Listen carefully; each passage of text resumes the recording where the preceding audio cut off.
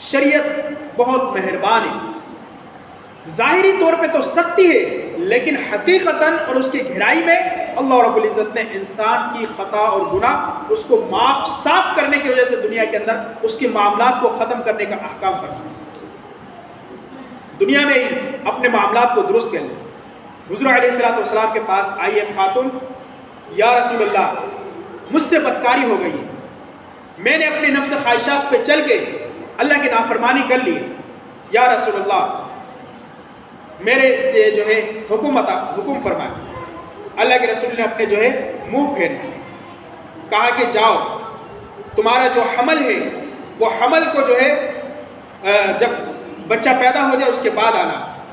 اس عورت اللہ کی بندی کے اندر اتنی خوف اور خشیت تھی, بچہ پیدا ہوئے آئے, یا رسول اللہ میں نے بدکاری کی, اس بدکاری سے یہ بچہ ہوا, یا رسول اللہ مجھ پہ احکام جاری فرمائے.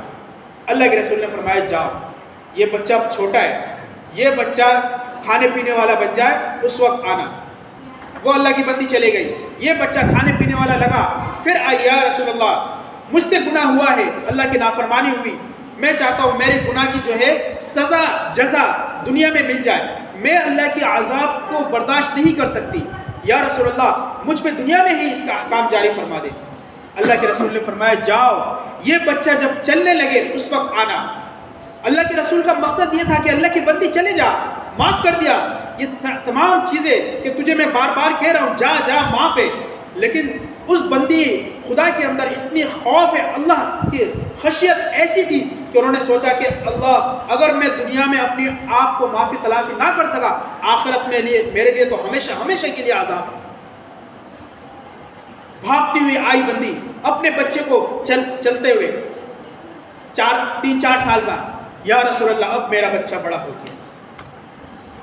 تو اللہ کے رسول نے فرمایا کہ اللہ کے بندی میں نے تجھے کتنا مرتبہ کہا جب تو نے اللہ کے احکامات پہ عمل کروانا ہے تو صحابہ کو فرمایا کہ جاؤ اس کو جو ہے فلاں جگہ جا کے اس کو سنسار کر دو.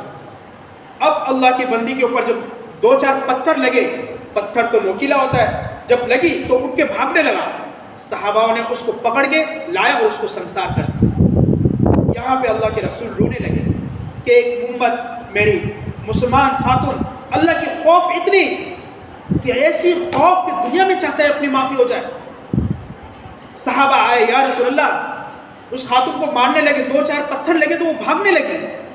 پھر کہا یا رسول اللہ ہم نے زبردستی پکڑ کے لایا. کہا اللہ کے بندے کیوں لائے, اس کو چھوڑ دیتے, اللہ نے تو اس کی گناہ معافی کر دیا تھا, تم لوگوں نے کیا کیا. یا رسول اللہ ہم نے اسے جو ہے سنسار کر دی. کہا کہ اس اللہ کی بندی اگر اس وقت اللہ سے فریاد کرتا, اللہ رب العزت اس کے پہلے قطرے زمین پہ گرنے سے پہلے اگر پوری امت کی بخشش کی مغفرت کرتا, اللہ ساری امت کو معاف فرما دیتے. اللہ نے اس کی خطا کو اس نہج میں معاف فرمایا. تو زنا بدترین گناہ, اللہ کے رسول نے فرمایا اس سے بھی زیادہ بدترین گناہ ہے کسی کی عیب جوئی کرنا, کسی کی غیبت کرنا.